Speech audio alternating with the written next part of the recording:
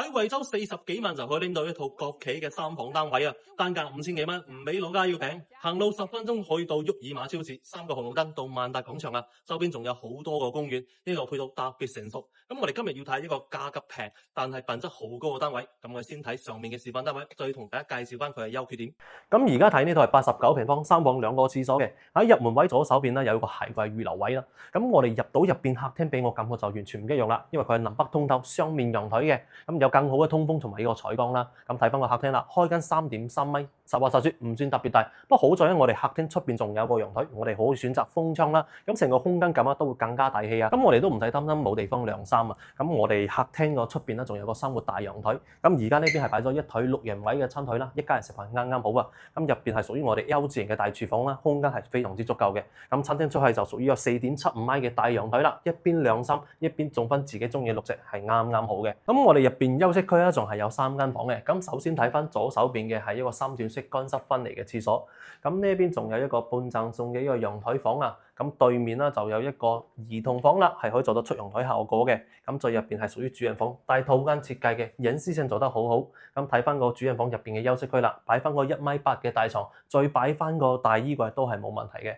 咁而家呢套89平方3房2廁嘅單位咧，總價喺60萬，首期款4萬蚊就可以搞，月供款2400蚊就可以搞掂啦。咁我哋睇完個示範單位，去到實體單位同大家睇翻個遠處嘅景觀。咁嚟到上面嘅感覺都係完全一樣噶，單位係南北通透啦，所以我成個通風效果做得特別好。咁主要係睇翻我哋遠處嘅景觀啦，對面係虎頭山公園，下低係淡澳河嘅。咁遠處嗰個方位係紅樹林濕地公園嘅。咁大家對於呢個景觀覺得如何？下低同大家介紹翻我哋呢個樓盤嘅優缺點。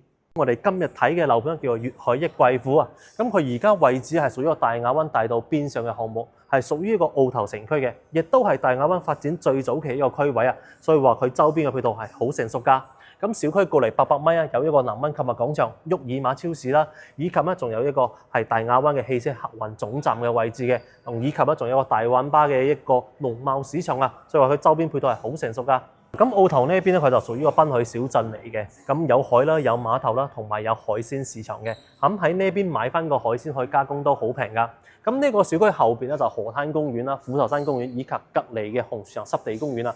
一家大細住喺呢邊，落咗樓下去散步都好近噶。平時都會同班 friend 嚟到下邊嘅一個綠道去踩下個單車嘅，一路沿住個海邊啊，好靚。咁到咗晚上咧，可以嚟到我哋個濱海公園呢邊嚟行下個夜市，食下呢邊嘅美食。咁呢邊嘅人口都係比較多嘅，就唔似啲旅遊區啦，物價咁高。咁同時呢邊煙火氣息都係比較足嘅。咁隔離啦就係我哋小區劃分嘅一個江亞小學啦。咁中學係就讀大亞灣一中嘅，細蚊就喺呢邊讀書都係比較近噶。咁呢個發展商係屬於個國企粵海集團開發嘅，承建商係屬於個中建二局嘅，所以話開發商實力係好 OK 噶。咁睇翻個小區啦，一共係有8座單位，體量唔算話好大，不過好在佢係屬於個圍合式結構嘅。咁入邊咧小區有泳池啦、環人跑道啊，以及兒童樂園嘅，仲有一個係屬於業主嘅菜園啊，所以日常嘅休閒配套小區入邊就可以解決噶啦。